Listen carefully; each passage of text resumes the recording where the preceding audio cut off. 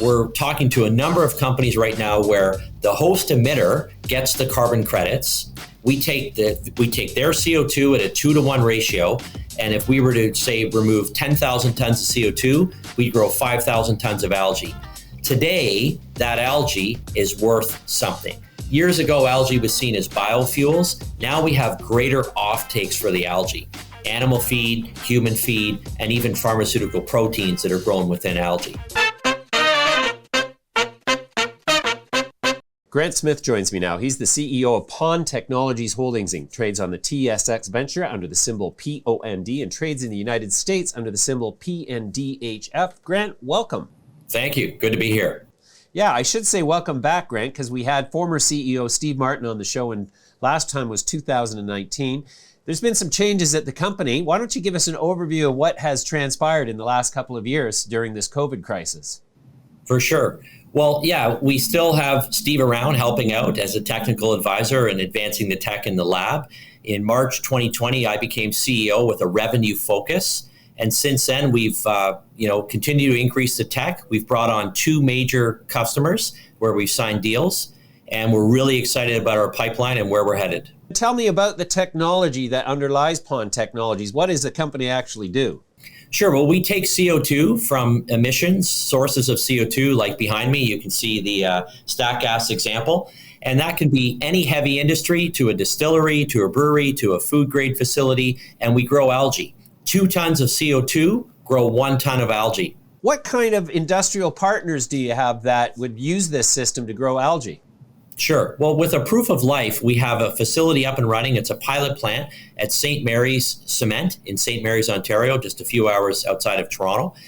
And there we're growing different species of algae off of cement gas. So that's kind of a dirty gas. They burn a lot of, nasties that go up that stack. But the NOx, the SOx, the CO2, the algae just breaks them all down and uses it as feed source. We also have a system at a cleaner facility, a natural gas power plant, and there we've been shown to grow human grade and even pharmaceutical type grade algae and proteins, and that's off natural gas from a power plant. That's just a CHP power plant. So we have 2 proof of life systems up and running where we can abate heavy industry CO2 and grow that algae. So then does that qualify these industries for carbon credits? Yes. So in this case, we're talking to a number of companies right now where the host emitter gets the carbon credits. We take their CO2 at a 2-to-1 ratio. And if we were to, say, remove 10,000 tons of CO2, we'd grow 5,000 tons of algae. Today, that algae is worth something. Years ago, algae was seen as biofuels. Now we have greater offtakes for the algae. Animal feed, human feed, and even pharmaceutical proteins that are grown within algae. And so the products, what do you do with the algae? So algae really is a super feed. So starting at sort of heavy industry, we can put algae into the land for soil reclamation. So think about the oil sands, tailings ponds. You can put tailings ponds into containers filled with algae. They break down the hydrocarbons. They put everything back to normal. Moving up the food chain, you have animal feed. So there's a real shortage of fish feed globally. Algae is the perfect ingredient for fish. They eat it in the ocean. Animal feed, chicken feed, cattle are reducing methane by adding algae to their diet. Dairy cattle are producing more milk by adding algae to their diet. The key here is we're also reducing arable land farming because the way that we can produce this algae, we're not reliant on the sun or anything. We've got basically vertical farms where we have bioreactors inside and we're growing algae 24/7. So the LED, the technology, it's all patented and it's around CO2, light, water, and we grow that algae. So an industrial major emitter can install one of your systems and then make money while they issue carbon credits, reduce their CO2 footprint, and produce a feed byproduct. Correct. And it can be very valuable in the fact that I'd say even 5 years ago, the market for algae was sort of unknown. So along comes Beyond Meat and the Impossible Burger and all these new vegan food companies. They all have a need for a reliable, sustainable source of vegetable protein. That's algae. We're part of that supply chain. And we're not reliant on the weather. And, you look in Manitoba, severe droughts or severe floods, there's always problems. Just ask a farmer. We've removed all those elements. And with our clean green system, we're really a clean tech and a food tech, because we can grow these algae that contain ingredients that have high dollar value. How does the economics work for an emitter? Like, do you have an example that you can describe? You mentioned a natural gas burning power plant. Sure, yeah. I mean, Markham District's a great supporter of Pond. They're owned by the town of Markham. And what we're doing with Markham District Energy is we're taking their CO2, and we have a pilot plant on site, and we've been able to grow different strains of algae. So this is a real proof of life.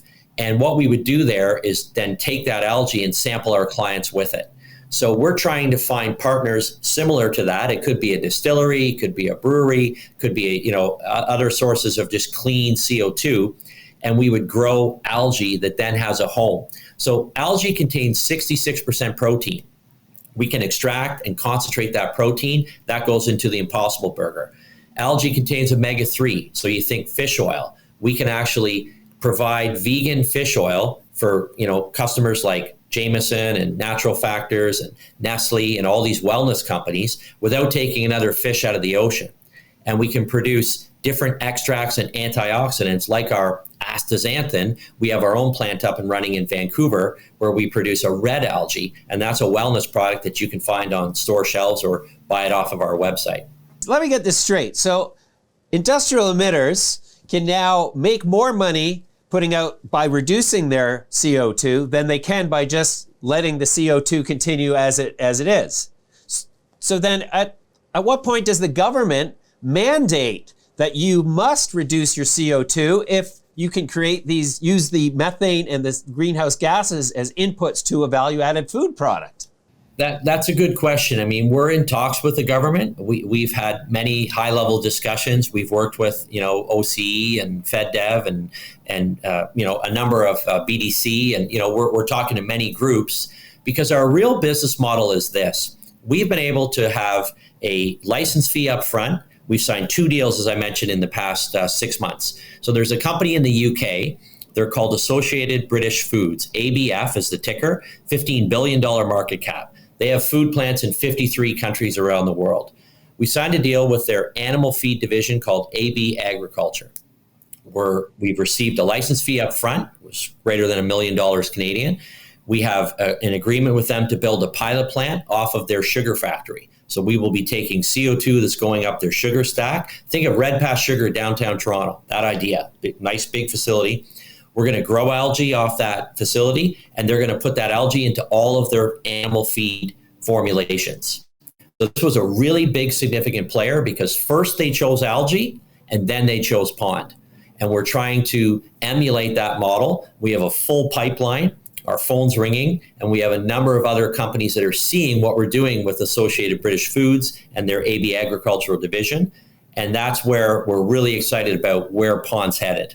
So 2022, would you consider this an inflection point year for the company in terms of revenue? And what about profitability?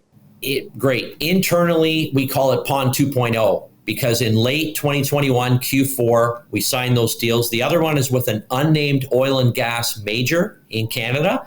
They wish to be unnamed at this time. They gave us a little, I'll call it a petri dish of algae, and they said, we can't grow this. Can you grow it? We grew it at scale. What that protein was, it was the COVID SARS spike 2 protein in algae. So we have grown sustainably and at scale here at Pond, we've been able to grow that protein.